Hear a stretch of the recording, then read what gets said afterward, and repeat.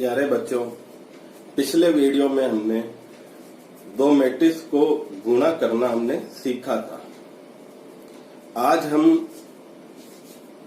Matrix गुणन के कुछ गुणधर्म डिस्कस करने जा रहे हैं। जैसे हमने मैट्रिक्स के एडिशन के गुणधर्म देखे थे, उसी तरह कुछ गुणधर्म मैट्रिक्स गुणन के हैं। जैसे मैट्रिक्स गुणन जो है वो क्रम विनिमय नियम का पालन नहीं करता है। हमने देखा था मैट्रिक्स योग जो है वो क्रम विनिमय नियम का पालन करता था। ए में अगर आप बी को जोड़ो या बी में ए को जोड़ो, एक ही आंसर आता था। लेकिन मैट्रिक्स के अंदर जो गुणा होता है वो क्रम विनिमय नियम का पालन सामान्यतः नहीं करता। इसे समझने के लिए हम एक एग्जांपल लेते हैं। आपके सामने दो मैट्रिक्स लिख रखी है, ए और बी। सबसे पहले हम ए बी फाइंड आउट करते हैं। तो मैट्रिक्स गुणा करते हुए लास्ट वीडियो में हमने आपको बताया था कि अगर दो मैट्रिक्स को गुणा करवाना हो, दोनों का क्रम अगर समान हो तो ए बी का क्रम भी वही होगा। और मैट्रिक्स गुणा जो है वो रो टू कॉलम चलता है। मतलब यहाँ ऑर्डर 2x2 आएगा और आपको यहाँ पर ये 1-1 फिल करना है। तो ये 1-1 कैसे आएगा? जब आप पहली रो को पहले कॉलम से गुणा करेंगे। तो 1 गुणा 1 प्लस 0 गुणा 0। A12 का मतलब पहली रो को दूसरे कॉलम से गुणा करेंगे। 1 गुणा 0 प्लस 0 गुणा 0। A21 अवयव कैसे आएगा? जब दूसरी रो को पहले कॉलम से गुणा करेंगे। 1 गुणा 1 प्लस 0 गुणा 0। इसी तरह A22 कैसे आएगा? जब दूसरी रो को दूसरे कॉलम से गुणा करेंगे। 1 गुणा 0 प्लस 0 गुणा 0। इस तरह आपके पास में इसे सोल्व करेंगे 1, सोल्व करेंगे 0, सोल्व करेंगे 1, सोल्व करेंगे 0। तो ए बी मैट्रिक्स जो है वो ये फाइंड आउट होगा। अब यहाँ पर हम बी ए कैलकुलेट करके देखते हैं। तो बी ए के लिए पहले आपको बी को लिखना है, फिर आपको ए को लिखना है। अब दोनों का ऑर्डर 2x2 है, अतः बी ए का ऑर्डर भी क्या होगा? 2x2 होगा। गुणा हमेशा रो टू कॉलम करना है। A11 पहली रो को पहले कॉलम से गुणा करना है। 1 गुणा 1 प्लस 0 गुणा 1, इसको इससे गुणा करना है। A12 पहली रो को दूसरे कॉलम से गुणा करना है, प्लस 0 गुणा 0। A21 दूसरी रो को पहले कॉलम से गुणा करना है। A22 दूसरी रो को दूसरे कॉलम से गुणा करना है। जब आप इसे सॉल्व करेंगे तो यहाँ क्या आएगा? 1, यहाँ क्या आएगा? 0, यहाँ क्या आएगा? 0, और यहाँ क्या आएगा? 0। तो आप यहाँ पर देख रहे हैं ए बी मैट्रिक्स ये आई और बी ए मैट्रिक्स ये आई। तो हम एक टॉपिक पढ़ चुके हैं, दो मैट्रिक्स की इक्वालिटी। तो दो मैट्रिक्स इक्वल तभी होती है जब दोनों के ऑर्डर सेम होते हैं, as well as corresponding element भी सेम होते हैं। तो यहाँ हम देख रहे हैं कि दोनों मैट्रिक्स का ऑर्डर तो सेम है, लेकिन इनके करेस्पॉन्डिंग एलिमेंट यहाँ सेम नहीं है। यहाँ 1 है और इस पोजीशन पे यहाँ 0 है। इसलिए ए बी जो है वो बी ए के बराबर नहीं है। तो हम देखते हैं सामान्यतः मैट्रिक्स गुणा जो है वो क्रम विनिमय नियम का पालन नहीं करता। तो ए बी जो है वो बी ए के बराबर नहीं होता। इसलिए मैट्रिक्स गुणा करते हुए क्रम का विशेष ध्यान रखना पड़ता है। दूसरा गुणधर्म हम देखते हैं साहचर्य नियम। साहचर्य नियम क्या होता है? ये हम वहां मैट्रिक्स योग में भी देख चुके हैं। साहचर्य में कम से कम आपको 3 अवयव चाहिए, ए, बी और सी। तो वहां हमने देखा था शुरू की दो को ऐड करो, फिर जो रिजल्ट आए तीसरी को ऐड करो, या पहले बाद वाली दो को ऐड करो, जो रिजल्ट आए पहले में ऐड करो, एक ही बात है। तो मैट्रिक्स गुणन जो है वो साहचर्य नियम का भी पालन करता है। आप ए को बी से गुणा करवाओ, जो रिजल्ट आए उसको सी से गुणा करो, या पहले बाद वाली दो मैट्रिक्स को गुणा कराओ, जो रिजल्ट आए उसको पहले वाली मैट्रिक्स से गुणा करो, तो आपको सेम आंसर मिलेगा। इसका क्वेश्चन अभी हम देखते हैं। उससे पहले एक प्रॉपर्टी और देखते हैं, मल्टीप्लिकेटिव आइडेंटिटी, गुणनत्मक। गुणनत्मक का मतलब होता है कि किसी स्क्वायर मैट्रिक्स को किससे मल्टीप्लाई करे ताकि वही मैट्रिक्स वापस आ जाए। यहाँ ये बात ध्यान देने लायक है कि ए यहाँ पर स्क्वायर मैट्रिक्स होनी चाहिए, ये ओनली स्क्वायर मैट्रिक्स के लिए ही लागू है। स्क्वायर मैट्रिक्स के लिए ही ये गुणधर्म लागू है, वर्ग अवयव। तो आप किसी भी वर्ग अवयव को इकाई अवयव या आइडेंटिटी मैट्रिक्स से गुणा करवाओगे तो क्या आएगा, वही अवयव आएगा। आप चाहे आई को ए से गुणा कराओ या ए को आई से गुणा कराओ, हमेशा क्या आएगा, वही अवयव आएगा। इसलिए आइडेंटिटी मैट्रिक्स को इस ए मैट्रिक्स का क्या बोलेंगे, मल्टीप्लिकेटिव आइडेंटिटी बोलेंगे या गुणनत्मक बोलेंगे। अगला नियम है डिस्ट्रीब्यूटिव प्रॉपर्टी या बंटन नियम। बंटन नियम क्या होता है, बंटन नियम के लिए तीन अवयव आपको चाहिए। अगर तीन अवयव ऐसे लिख रखे हो तो ए जो है वो बी और सी में डिस्ट्रीब्यूट हो जाएगा।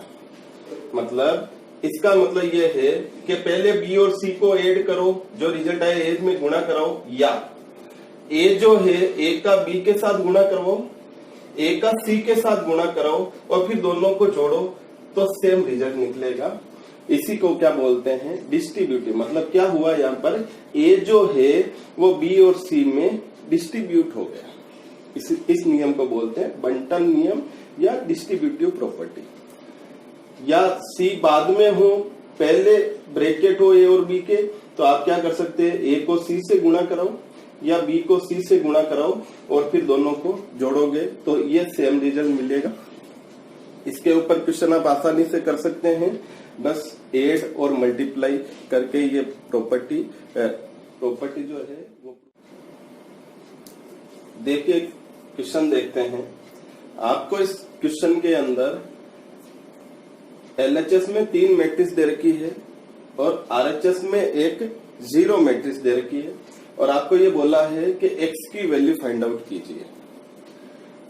तो x की वैल्यू हमें फाइंड आउट करनी है, इसका मतलब x में हमें इक्वेशन बनानी पड़ेगी। तो इक्वेशन बनाने के लिए पहले इन मैट्रिक्स को मल्टीप्लाई करना पड़ेगा। तो अभी हमने देखा जब आपके पास में 3 मैट्रिक्स हो तो आप या तो शुरू की 2 मैट्रिक्स को मल्टीप्लाई करो, जो रिजल्ट है उसमें तीसरी का मल्टीप्लाई करो, या बाद वाली 2 मैट्रिक्स को मल्टीप्लाई करो, जो रिजल्ट आए उसमें पहली वाली मैट्रिक्स से मल्टीप्लाई करो, तो सेम रिजल्ट आता है। तो हमें इन मैट्रिक्स को पहले मल्टीप्लाई करना पड़ेगा।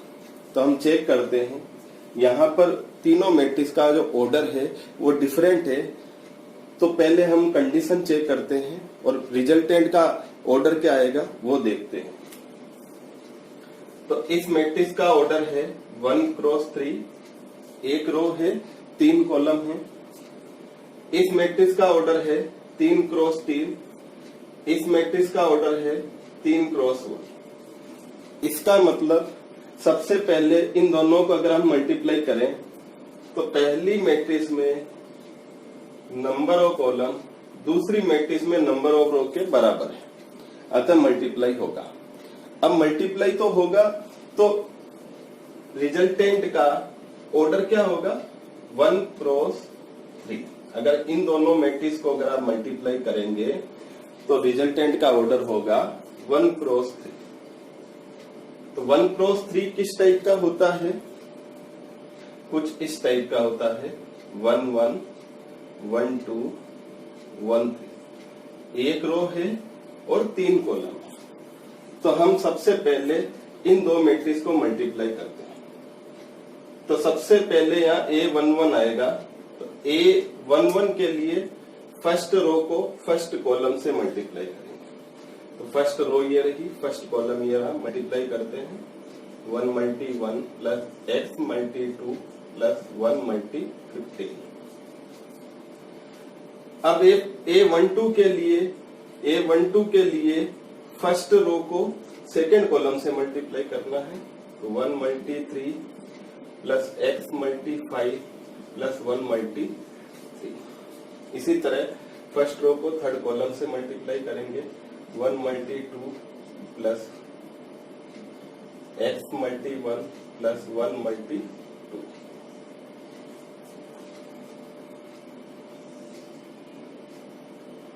वन टू एक्स सोल्व कर लेते हैं इसे।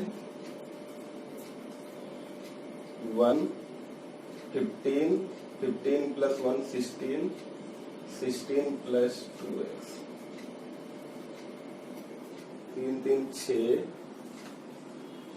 6 प्लस 5x 4 प्लस x।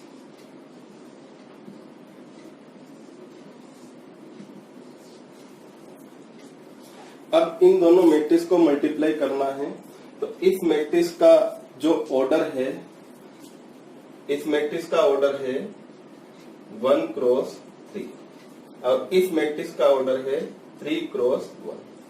तो यहां हम देख रहे हैं फर्स्ट मैट्रिक्स में number of column second matrix में नंबर ऑफ रो के बराबर है, अतः मल्टीप्लाई होगा और रिजल्टेंट का जो ऑर्डर है वो क्या होगा 1 1।